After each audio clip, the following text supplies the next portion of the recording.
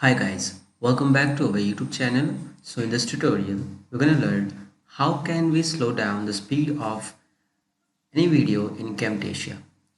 So this is the video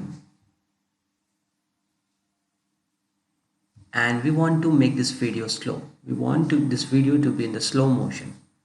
So for that, we will select this video first and then we have to click on this modify.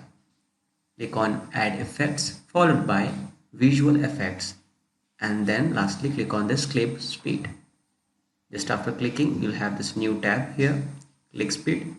Now, when it is 1, then the speed is normal. Okay, not fast, not slow. Now, if you want to make it slow, then keep it less than 1. So I'll keep it less than 1, that is 0.5, let's say. And now let's play the video.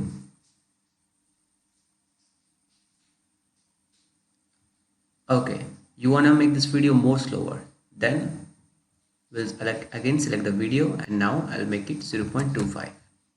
Let's play again.